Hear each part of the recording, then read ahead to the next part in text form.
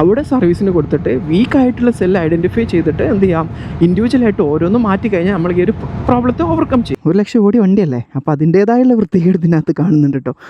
ഓല അന്ന് വിപണിയിൽ എത്തിയിട്ടില്ല, പക്ഷേ എങ്കിൽ പോലും അവർ ബുക്കിങ്ങും കാര്യങ്ങളൊക്കെ സ്റ്റാർട്ട് ആയിട്ടുണ്ട്. ആ ഒരു ടൈമിൽ ഈ ഒരു വണ്ടി മാത്രമേ ഉണ്ടോ അവൈലബിൾ ആയിട്ടുള്ളത്. പിന്നീടാണ് ഓല ഇറങ്ങിയിട്ടുള്ളത്. What's up guys, welcome to my another video. ഇന്ന് ഞാൻ വന്നിട്ടുള്ളത് ഒരു റിവ്യൂ വീഡിയോ ആണ് കേട്ടോ.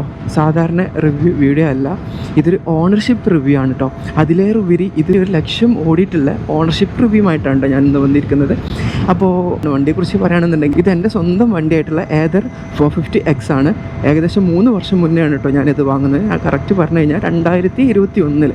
അപ്പോൾ ഞാൻ ഈ ഒരു വീഡിയോയിലൂടെ പറയാൻ ഉദ്ദേശിക്കുന്നത് എന്താണെന്ന് വെച്ച് കഴിഞ്ഞാൽ, ഞാൻ നേരത്തെ പറഞ്ഞല്ലോ ഏകദേശം 3 വർഷത്തോളമായി യൂസ് ചെയ്യണത്, 1 ലക്ഷം കിലോമീറ്റർ ആയിട്ടുണ്ട് എന്നുള്ളത്. അപ്പോൾ 3 വർഷം യൂസ് ചെയ്തു എന്നതിലുപരി ഇത് ഞാൻ ഏകദേശം 1 ലക്ഷം ഓടിച്ചു എന്നുള്ളതാണ് എനിക്കിവിടെ പറയാനുള്ളത്. അപ്പോൾ ഈ 1 ലക്ഷം ഓടിച്ചതിനകത്ത് എനിക്ക് തോന്നിയിട്ടുള്ള കാര്യങ്ങളാണ് ഞാൻ നിങ്ങളുടെ മുന്നിൽ ഷെയർ ചെയ്യാൻ പോകുന്നത്. അപ്പോൾ ആദ്യമായിട്ട് തന്നെ ഞാൻ ഉദ്ദേശിക്കുന്നത് ഇതിൻ്റെ പോസിറ്റീവ് വശം പറയാനും പിന്നെ ഇതിൻ്റെ നെഗറ്റീവ് വശം പറയാനാണ് കേട്ടോ. അപ്പോൾ അതിലേറെ ഉപരി ഈ ഒരു വീഡിയോയിൽ മെയിനായിട്ട് ഞാൻ ഫോക്കസ് ചെയ്യുന്നത് ഇതിൻ്റെ ബാറ്ററിയെ കുറിച്ച് പറയാനാണ് കേട്ടോ. അപ്പോൾ ഇതിൽ ബാറ്ററിയിൽ എനിക്ക് 1 ലക്ഷം കിലോമീറ്റർ ആയതിനു ശേഷമുള്ള അനുഭവങ്ങളാണ് ഞങ്ങളോട് ഷെയർ ചെയ്യാൻ ഉദ്ദേശിക്കുന്നത്. ഓക്കെ, അപ്പോൾ നമുക്ക് വീഡിയോയിലേക്ക് കടന്നാലോ.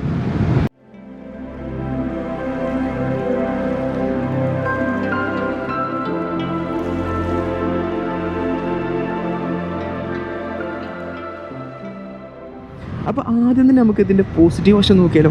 അപ്പോൾ ഇതിൻ്റെ പോസിറ്റീവ് വശം നോക്കുകയാണെന്നുണ്ടെങ്കിൽ തന്നെ എനിക്ക് ആദ്യം തന്നെ പറയാനുള്ളത് എന്താണെന്ന് വെച്ച് കഴിഞ്ഞാൽ, ഇതിൻ്റെ ഹാർഡ്വെയർ, ഇതിൻ്റെ സോഫ്റ്റ്വെയർ, ഇതിൻ്റെ ഇലക്ട്രോണിക്സ്, ഈവൻ മോട്ടർ ആയാലും ഏതായാലും തന്നെ ഇതിൻ്റെ ഒരു ബിൽഡ് ക്വാളിറ്റി എന്ന് പറഞ്ഞു കഴിഞ്ഞാൽ അതിന് നെക്സ്റ്റ് ലെവലായിട്ട് തന്നെ എനിക്ക് തോന്നിയിട്ടുണ്ട് കേട്ടോ. പറയാൻ കാരണം എന്താണെന്ന് വെച്ച് കഴിഞ്ഞാൽ, ഇത്രയും വർഷം ഞാൻ യൂസ് ചെയ്തിട്ടുണ്ട്, 3 വർഷം യൂസ് ചെയ്തിട്ടുണ്ട്. ഈ 3 വർഷത്തിൻ്റെ ഇടയിൽ ഒറ്റ തവണ പോലും വണ്ടി ഇതുവരെ എന്നെ വയലിൽ കെടുത്തിയിട്ടില്ല.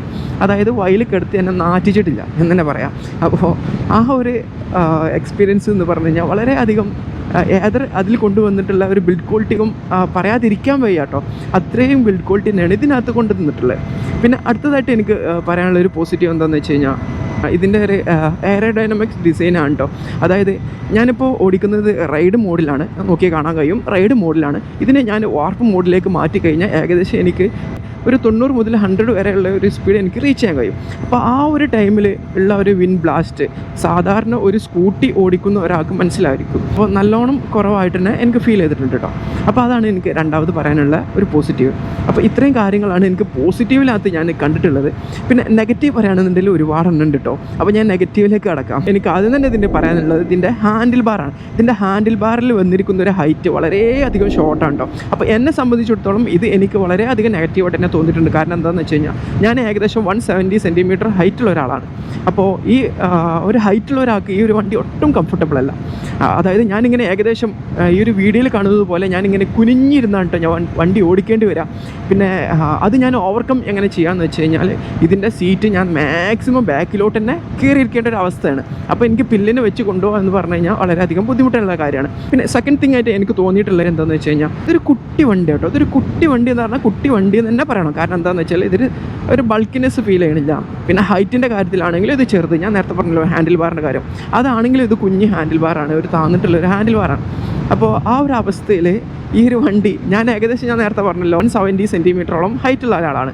അതിനൊത്ത തടിയും കൂടി ഉള്ള ഒരാളാണ് കേട്ടോ ഞാൻ. അപ്പോൾ എന്നെ സംബന്ധിച്ചിടത്തോളം ഈ ഒരു വണ്ടി എനിക്കൊട്ടും മാച്ചല്ല. അതായത് ഞാൻ ഈ ഒരു വണ്ടിയിൽ കയറി ഇരുന്ന് കഴിഞ്ഞാൽ ലൈക്ക് ഒരു ഉദാഹരണം പറയുകയാണെന്നുണ്ടെങ്കിൽ, ചാവാലി കൈത ഒരു വലിയൊരു ലഗേജ് ആയിട്ട് കൊണ്ടുപോകുന്ന ഒരു അവസ്ഥയാണ് ഈ ഒരു വണ്ടിയിലുള്ളത്. കാരണം എന്താണെന്ന് വെച്ചാൽ, ഞാൻ വലിയൊരു മനുഷ്യൻ ഈ ഒരു ചെറിയൊരു കുഞ്ഞു വണ്ടിയിൽ ഓടിച്ചു പോകുന്നൊരു അവസ്ഥയാണ് ഉണ്ടാവുക. ഏകദേശം ഒരു വീഡിയോയിൽ കാണുമ്പോൾ നിങ്ങൾക്ക് മനസ്സിലാവും. അപ്പോൾ ആ ഒരു അവസ്ഥയാണ് എനിക്ക് ഈ ഒരു വണ്ടി ഓടിക്കുമ്പോൾ തോന്നുന്നത്. അപ്പോൾ ഞാൻ നേരത്തെ ഹാൻഡിൽ ബാറിൻ്റെ കാര്യം പറഞ്ഞു, സീറ്റ് ഹൈറ്റിൻ്റെ കാര്യം പറഞ്ഞു, ഒക്കെ പറഞ്ഞു.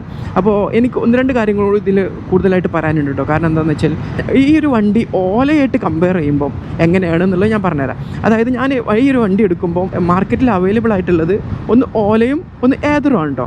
ഓല അന്ന് വിപണിയിൽ എത്തിയിട്ടില്ല, പക്ഷേ എങ്കിൽ പോലും അവർ ബുക്കിങ്ങും കാര്യങ്ങളൊക്കെ സ്റ്റാർട്ട് ആയിട്ടുണ്ട്.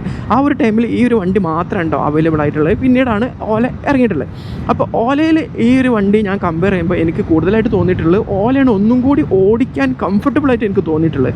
ഓലക്ക് ഒരുപാട് നെഗറ്റീവ് റിവ്യൂസുകളുണ്ട്, ഓക്കെ ശരിയാണെങ്കിൽ പോലും ഏതറിനെ കമ്പയർ ചെയ്യുമ്പം ഓലയാണ് ഒന്നുകൂടി റൈഡിങ് കംഫർട്ടബിൾ ആയിട്ട് എനിക്ക് കൂടുതലായിട്ട് തോന്നിയിട്ടുള്ള കാര്യം. ഓലയുടെ കാര്യം നോക്കുകയാണെന്നുണ്ടെങ്കിൽ സീറ്റിൻ്റെ കാര്യത്തിലാണെങ്കിലും ഹാൻഡിൽ ബാറിൻ്റെ കാര്യത്തിലാണെന്നുണ്ടെങ്കിലും ഈവൻ പ്രൈസ് റേഞ്ചിൻ്റെ കാര്യത്തിലാണെന്നുണ്ടെങ്കിലും ഒരു പടി മുന്നിലാണ് കേട്ടോ ഓല നിൽക്കുന്നത്. അപ്പോൾ ഓലയുടെ കാര്യം പറയുകയാണെന്നുണ്ടെങ്കിൽ ഹാൻഡിൽ ബാർ കുറച്ച് എനിക്ക് സൂട്ടബിൾ ആയിട്ടുള്ള ഹാൻഡിൽ ബാറാണ്, കുറച്ചും കൂടി ഹൈറ്റ് ഉണ്ട്. അതുപോലെ തന്നെ സീറ്റിലേക്ക് വരികയാണെങ്കിൽ കുറച്ചും കൂടി വീതി കൂടിയ സീറ്റുകളാണ് വരുന്നത്. അതുകൊണ്ട് തന്നെ ഓടിക്കാനുള്ള ആ ഒരു കംഫർട്ടബിൾ തന്നെ അവിടെ കിട്ടും ചെയ്യും. അപ്പോൾ ഇത്രയും കാര്യങ്ങളാട്ടോ ഞാൻ ഇതിൻ്റെ പോസിറ്റീവും നെഗറ്റീവും പറഞ്ഞിട്ടുള്ളത്. പിന്നെ നമുക്കിതിൻ്റെ മെയിൻ തിങ് ആയിട്ടുള്ള ഇതിൻ്റെ ബാറ്ററി ലൈഫിനെ കുറിച്ച് നമുക്ക് സംസാരിക്കാം. അപ്പോൾ ഞാൻ വണ്ടി ഒന്ന് ഒതുക്കിയിട്ട് ഡീറ്റെയിൽ ആയിട്ട് വണ്ടിയുടെ ഫുട്ടേജും കാര്യങ്ങളൊക്കെ കാണിച്ചു തന്നിട്ട് ആ ഒരു ടൈമിൽ ഞാൻ എക്സ്പ്ലെയിൻ ചെയ്തുതരാം. ഇതാണ് കേട്ടോ നമ്മൾ ആ ഒരു മുതൽ 1,00,000 കിലോമീറ്റർ ഓടിയിട്ടുള്ളൊരു മുതലാണ് കേട്ടോ ഇത്. അപ്പോൾ അത്യാവശ്യത്തിന് നല്ലൊരു വൃത്തികേടായിട്ട് തന്നെയാണ് ഈ ഒരു വണ്ടി ഇപ്പോൾ കിടക്കുന്നുണ്ട്. അപ്പോൾ സീറ്റൊക്കെ നോക്കുകയാണെന്നുണ്ടെങ്കിൽ ഒരുപാട് വൃത്തികേടായിട്ടുണ്ട്. പിന്നെ സൈഡ് കാര്യങ്ങളൊക്കെ സ്ക്രാച്ചാണ്. 1,00,000 ഓടി വണ്ടിയല്ലേ, അപ്പോൾ അതിൻ്റേതായുള്ള വൃത്തികേട് ഇതിനകത്ത് കാണുന്നുണ്ട് കേട്ടോ. അപ്പോൾ ഗൈസ് ഇതിൻ്റെ മെയിനായിട്ടുള്ള സംഗതിയിലേക്ക് നമുക്ക് കടക്കാം. ഈ ഒരു വീഡിയോയിൽ കണ്ട പോലെ 1,00,000 കറക്റ്റ് പറയുകയാണെന്നുണ്ടെങ്കിൽ 1,880 കിലോമീറ്റർ ഇത് ഓടിയിട്ടുണ്ട് കേട്ടോ.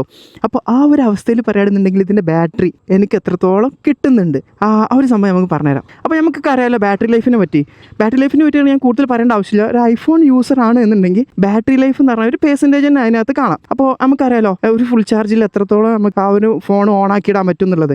അപ്പോൾ അതേ ഒരു കണ്ടീഷൻ തന്നെയാണ് കേട്ടോ ഈ ഒരു വണ്ടിയിലുള്ളത്. ഇതിൻ്റെ ബാറ്ററി ലൈഫിനെ കുറിച്ച് പറയുകയാണെന്നുണ്ടെങ്കിൽ ആദ്യം നമുക്ക് എത്ര കിട്ടി എന്നുള്ളതും കൂടി അറിയാലോ. ഏതൊരു 450X ആണ്. ഇതിൽ എക്കോ മോഡിൽ ഇട്ട് കഴിഞ്ഞിട്ടുണ്ടെങ്കിൽ 85 കിലോമീറ്റർ റേഞ്ച് കിട്ടുന്നതാണ്. 85 എന്ന് പറയുകയാണ് എന്നെങ്കിൽ പോലും നമുക്കൊരു 70 മാക്സിമം നമുക്ക് കിട്ടാറുണ്ട്. 1,00,000 ഓടിയ ഒരു വണ്ടി ഈ ഒരു അവസ്ഥയിൽ എനിക്ക് ആകെ കിട്ടണത് എന്ന് പറഞ്ഞു കഴിഞ്ഞാൽ വെറും 35 കിലോമീറ്റർ കഷ്ടിച്ചാട്ടെ ഈ ഒരു വണ്ടി നമുക്കിപ്പോൾ കിട്ടുന്നത്. അതുകൊണ്ട് തന്നെ മാക്സിമം എനിക്ക് വിശ്വസിച്ച് റൺ ചെയ്യാൻ പറ്റിയ കിലോമീറ്റർ പറഞ്ഞു കഴിഞ്ഞാൽ വെറും 15 കിലോമീറ്റർ മാത്രമാണ് കേട്ടോ എനിക്കിപ്പോൾ ഇതിൽ റൺ ചെയ്യാൻ പറ്റുള്ളൂ. കാരണം എന്താ വെച്ചാൽ തിരിച്ച് വീട്ടിലേക്ക് എത്തണ്ടേ, 15 പോയി പിന്നെ 15 തിരിച്ച് വരാനുള്ള ആ ഒരു ദൂരം. ഇപ്പോൾ ദൂരത്തേക്കൊന്നും ഈ ഒരു വണ്ടി ഇപ്പോൾ എടുക്കാൻ പറ്റൂല.